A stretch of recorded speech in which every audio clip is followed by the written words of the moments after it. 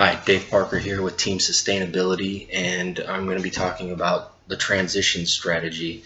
Now, there are several indicators in obesity that can be factors in how to transition people from becoming obese and try and get people that are obese to a healthier point in their life that they no longer are classified as obese.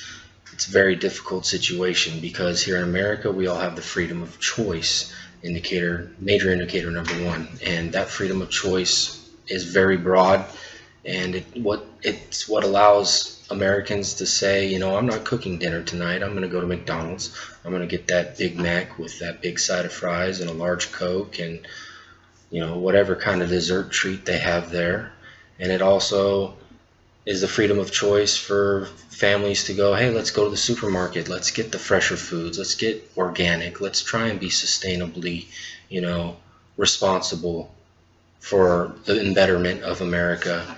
This mindset is a huge factor in what drives obesity because, let's face it, we're a melting pot. We have a numerous amount of religions and beliefs and races, and everybody feels that they know what's best for what they're doing, and it's going to be a huge challenge to kind of educate every section in America and bring this all together to embetter everybody when it comes to obesity and explain how detrimental obesity really is, not just to themselves or their families, but to their, to the whole world economy and what it's costing.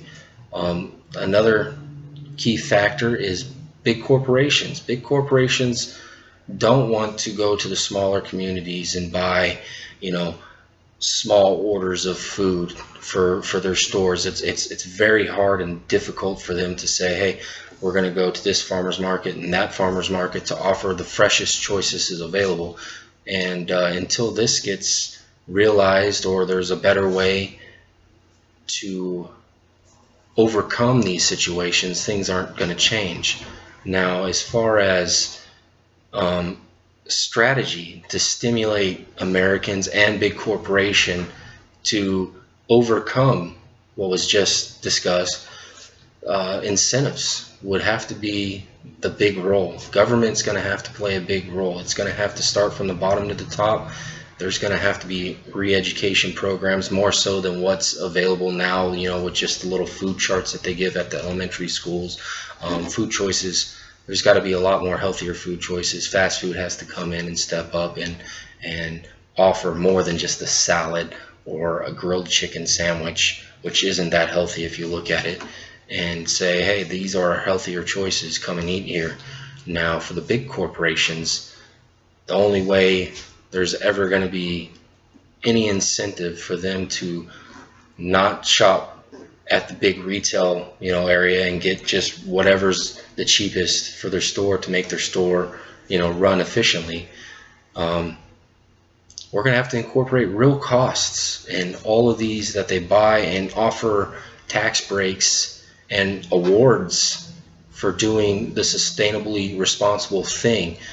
For example, if you set a small goal, say 25% to 40% of your food at a restaurant is purchased locally from a local farmer, then we can offer you this much of a tax break. If you go from 40 to say 75, it's this much of a tax break. And if you get all the way to where you're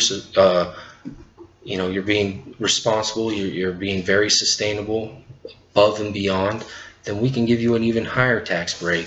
I feel the same thing needs to go with Americans too. In order to get through that mindset and break the barrier, we have to allow people to feel that they're doing it on their own, even though we're pushing them and motivating them to do it.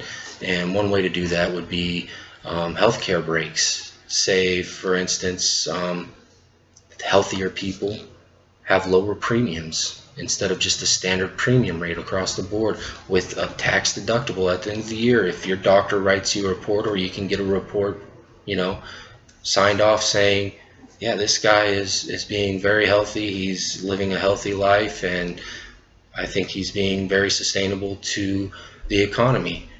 It all adds up as a big collaboration to where we can all kind of monitor each other without having someone like, without having the monkey on our back and making us feel like we have to do this. It's more of a motivational thing, and it's money speaks volumes to everybody. Everybody needs money.